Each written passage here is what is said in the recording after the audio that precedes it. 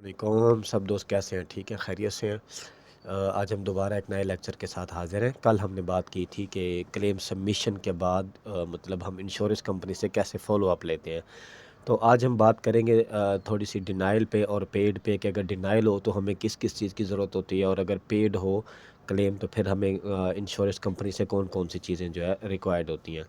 تو میری آپ سب لوگوں سے ریکویسٹ ہے کہ اگر آپ اس کو ٹک ٹاک پہ دیکھ رہے ہیں تو آپ لازمی میرے اکاؤنٹ کو فالو کر لیں، کیونکہ میرے اکاؤنٹ کے اندر پراپر آپ کو صرف میڈیکل بلنگ کے حوالے سے ہی انفارمیشن ملے گی۔ کوئی بھی کسی قسم کی ادر انفارمیشن یا ادر کانٹینٹ جو ہے وہ آپ کو میرے اکاؤنٹ میں نہیں ملے گا۔ اگر آپ فیس بک پہ میرے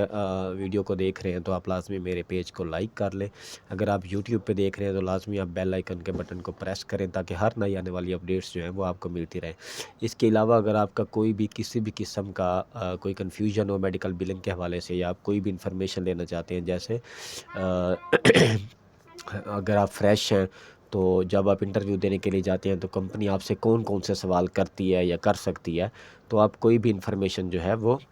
لے سکتے ہیں۔ اور اس کے علاوہ اگر آپ ایکسپیرینس ہیں اور آپ کا 1 سال 1.5 2 3 4 سال کا ایکسپیرینس ہے، اور آپ کمپنی جو ہے وہ چینج کرنا چاہتے ہیں، تو آپ کو پراپر اس حوالے سے بھی گائیڈ لائن دی جائے گی کہ آپ کون سی کمپنی کو چوز کریں تاکہ آپ کو اچھی سیلری ملے، یا اگر آپ ورک فرام ہوم کی طرف جانا چاہتے ہیں یا پرووائڈر کی طرف جانا چاہتے ہیں تو کوئی بھی انفارمیشن جو میڈیکل بلنگ کے ریلیٹڈ ہو آپ لازمی پوچھ سکتے ہیں۔ ہمارا جو نمبر ہے وہ بایو کے اندر بھی دیا گیا ہے اور ویڈیو کے اینڈ کے اوپر بھی دیا گیا ہے۔ تو آئیے چلتے ہیں ہم لیکچر کی طرف کہ آج کا ہمارا لیکچر کیا تھا۔ سب سے پہلے ہم نے بات کی تھی اپوائنٹمنٹ پہ، اس کے بعد ڈاکٹر آتا ہے فرنٹ ڈیسک پہ، اس کے بعد ڈاکٹر کا بلڈ پریشر یا جو بھی چیزیں ہوتی ہیں فارمیلٹی ہونے کے بعد وہ ڈاکٹر کے پاس جاتا ہے، انکاؤنٹر ہوتا ہے، سپر بل بنتا ہے، سپر بل سے ہم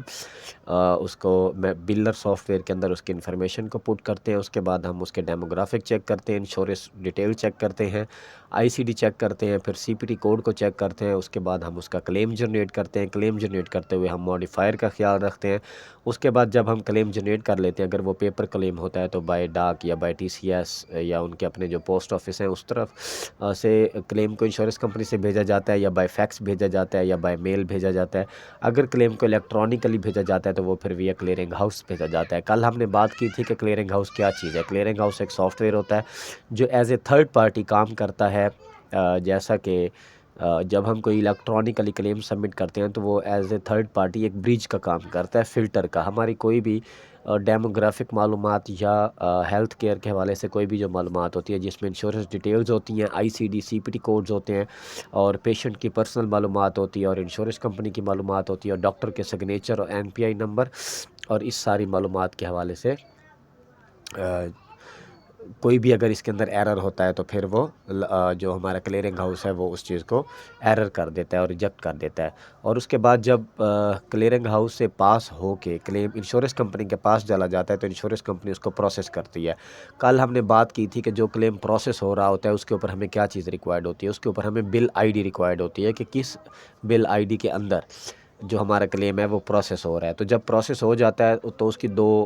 کنڈیشنز ہوتی ہیں، تین کنڈیشنز ہوتی ہیں سوری۔ ایک ہوتا ہے کہ اس کو پینڈنگ کر دیا گیا ہے، وہ پے ہوگا لیکن کسی ڈاکومنٹ ریکوائرمنٹ کی وجہ سے یا کسی ایڈیشنل انفارمیشن کی وجہ سے اس کو پینڈنگ کر دیا گیا ہے، جس کو ڈیلے بھی بولتے ہیں اور پینڈنگ بھی بولتے ہیں۔ اور دوسری کنڈیشن ہوتی ہے کہ اس کو پے کر دیا گیا ہے، اور تیسری کنڈیشن یہ ہوتی ہے کہ اس کو ڈینائی کر دیا گیا ہے۔ اور یہ تین کنڈیشنز ہو سکتی ہیں کسی بھی کلیمز کی۔ کل ہم نے اس سے پہلے بھی بات کی تھی کہ جب کوئی بھی کلیم انشورنس کمپنی کو ریسیو نہیں ہوتا تو اس کو بولتے ہیں ناٹ آن فائل۔ اگر کوئی کلیم انشورنس کمپنی کو وصول ہو جاتا ہے تو اس کو آن فائل بولتے ہیں۔ تو آن فائل کلیم جو ہوتا ہے وہی پروسیس ہوتا ہے۔ ناٹ آن فائل چونکہ وہ انشورنس کمپنی کے پاس پہنچا نہیں ہے تو وہ پھر پروسیس بھی ظاہر ہے نہیں ہوتا۔ تو اگر کوئی ناٹ آن فائل ہوتا ہے تو اس کلیم کو ہم دوبارہ سے سبمٹ کرتے ہیں۔ تو اسی طرح جو کلیم پروسیس ہو جاتا ہے اور وہ پیڈ ہوتا ہے، اگر کوئی کلیم ہے ہم نے بھیجا، انشورنس کمپنی نے اس کو پروسیس کیا اور پے کر دیا، تو جب ہم انشورنس کمپنی سے بات کریں گے تو انشورنس کمپنی سے ہم پوچھیں گے کہ کلیم کا سٹیٹس کیا ہے۔ اگر وہ کہتی ہے کہ پے ہو گیا تو اس کے لیے ہمیں جو امپورٹڈ چیزیں جو ریکوائرڈ ہیں، جو پرووائڈر کی ریکوائرمنٹ ہے یا ہماری ریکوائرمنٹ ہے، جس سے جو ہمارا لیجر ہے وہ بالکل سیٹ رہتا ہے، اس میں سب سے پہلی اور امپورٹڈ چیز ہوتی ہے چیک نمبر، کہ اگر انشورنس کمپنی نے بائی چیک کلیم کو پے کیا ہے یا آن لائن ٹرانسفر کیا ہے یا اس کو کیش دیا یا جس بھی طرح سے انشورنس کمپنی نے پے کیا ہے، تو ہماری پہلی ریکوائرمنٹ کیا ہوتی ہے کہ وہ اگر الیکٹرانکلی ٹرانسفر فنڈ کیا ہے تو ہمیں ای ڈرافٹ نمبر چاہیے ہوتا ہے کہ کس آئی ڈی کے تحت جو ہے وہ اماؤنٹ ڈاکٹر کو ٹرانسفر ہوئی ہے۔ اگر کلیم بائی چیک پے ہوا ہے تو ہمیں پھر چیک نمبر اور چیک کے اوپر ایک ڈیٹ لکھی ہوتی ہے وہ چاہیے ہوتی ہے، اور ہمیں چیک اماؤنٹ چاہیے ہوتی ہے۔ اگر ہمارے پاس آلریڈی انشورنس کمپنی نے چیک بھیج دیا ہے ای او بی کے ساتھ تو ہمیں پھر کوئی بھی چیز ریکوائرڈ نہیں ہوتی، کیونکہ آلریڈی ہمارے پاس چیزیں موجود ہوتی ہیں۔ اگر انشورنس کمپنی نے ہماری کال کرنے سے پہلے ای او بی بھیج دی ہے یا ای آر اے الیکٹرانکلی سبمٹ جب ہم کرتے ہیں تو ای آر اے ہمیں وصول ہوتا ہے، اس کے اندر پراپر جو ہے وہ ڈیٹیلز ہوتی ہیں کہ جو اماؤنٹ ہے وہ کس طرح سے آئی ہے، اس کے اندر ای ڈرافٹ نمبر ہوتا ہے، ڈیٹ ہوتا ہے، اماؤنٹ ہوتی ہے۔ اگر چیک ہے تو چیک بھی ای او بی کے ساتھ موجود ہوتا ہے۔ تو اس کے برعکس ہم دوسرا دیکھتے ہیں کہ اگر کلیم ڈینائی ہے تو ڈینائی کی دو صورتحال ہوتی ہیں۔ ایک یہ ہوتا ہے کہ ہماری طرف سے کوئی مسٹیک کی گئی ہے یا ہماری طرف سے کوئی رانگ پنچنگ ہوئی ہے آئی سی ڈی کوڈ میں یا سی پی ٹی کوڈ میں، یا کوئی ڈاکومنٹ رانگ چلا گیا یا کوئی ڈاکومنٹ مس ہو گیا، اس وجہ سے اگر ڈینائی ہے تو ہم اس پہ اپیل کریں گے اور اس کو ری پروسیس کروائیں گے۔ ہم انشورنس کمپنی سے بات کریں گے، انشورنس کمپنی ہمیں بتائے گی کہ کس وجہ سے جو ہے آپ کا کلیم وہ ڈینائی ہو گیا ہے، اور بے شک ہمارے پاس ای او بی ڈینائیڈ کی موجود بھی ہو تب بھی ہم انشورنس کمپنی کو ایک نیکسیسری سی کال کریں گے اور ہم ان سے پوچھیں گے کہ یہ کلیم آپ پے کیسے ہوگا اور کیا کیا چیز ریکوائرڈ ہے۔ تو انشورنس کمپنی ہمیں اگر کوئی ڈاکومنٹ مس ہے تو انشورنس کمپنی ہمیں بتائے گی کہ ڈاکومنٹ مس ہے، وہ آپ ڈاکومنٹ اٹیچ کر کے ساتھ ایک کور لیٹر لگا کے جو ہے وہ کلیم کو دوبارہ سے سبمٹ کر دیں تو وہ ری پروسیس ہوگا۔ تو اگر کوئی رانگ پنچنگ ہوئی ہے یا کوئی آئی سی ڈی جو ہے وہ مس ہے یا رانگ چلا گیا ہے یا سی پی ٹی کوڈ ایکسٹرا چلا گیا ہے یا کوئی سی پی ٹی کوڈ مس ہے یا ڈسکرپشن مس ہے یا پیشنٹ جو ہے اس نے اس کا جو ڈاکٹر جو ہے اس نے ہیکفا فارم کے اوپر سگنیچر نہیں کیے ہوئے، یا این پی آئی رانگ چلا گیا، یا ہمارا ایڈریس رانگ چلا گیا، یا زپ نمبر رانگ چلا گیا، یا ممبر آئی ڈی جو ہے وہ رانگ ہے، کوئی بھی وجہ ہو سکتی ہے جو ہماری طرف سے ہو سکتی ہے، تو اس پہ ہم کیا کریں گے؟ اپیل کریں گے۔ اگر انشورنس کمپنی نے کسی اور وجہ سے اس کو ڈینائی کیا ہے، جیسے گراؤنڈ رولز ریگولیشنز ہیں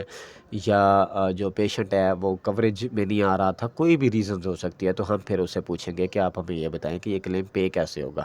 تو وہ ہمیں لازمی جو ہے اپڈیٹ کرتے ہیں اور ہمیں گائیڈ لائن دیتے ہیں کہ یہ کون کون سی اس میں کلیمز کے اندر چینجنگز کر کے ہم بھیجیں تو جو کلیم ہے وہ پے ہو جائے گا، یا کون کون سی ایڈیشنل انفارمیشن ہے جو انشورنس کمپنی کو ریکوائرڈ ہے تو وہ اگر ہم پراپر کر کے بھیجیں تو انشورنس کمپنی جو ہے وہ کلیم کو پے کرے گی۔ بعض دفعہ پری ایتھرائزیشن کی وجہ سے کہ ایتھرائزیشن نہیں لی گئی تھی اور ایتھرائزیشن نہ لینے کی وجہ سے جو کلیم ہے وہ ڈینائی ہو گیا، اور بعض دفعہ یہ ہوتا ہے کہ گائیڈ لائن سے ہٹ کے جو ہے نا علاج دیا گیا ہوتا ہے تو اس وجہ سے بھی کلیم پے نہیں ہوتا۔ بعض دفعہ R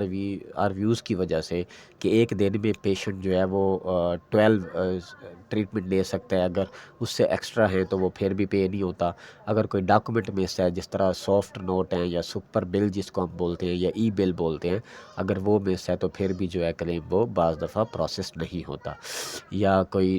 C P T code جو ہوتے ہیں ان کی ڈسکرپشن بعض دفعہ ہم جب الیکٹرانکلی سبمیشن کرتے ہیں تو کسی ایرر کی وجہ سے ان کی ڈسکرپشن جو ہے وہ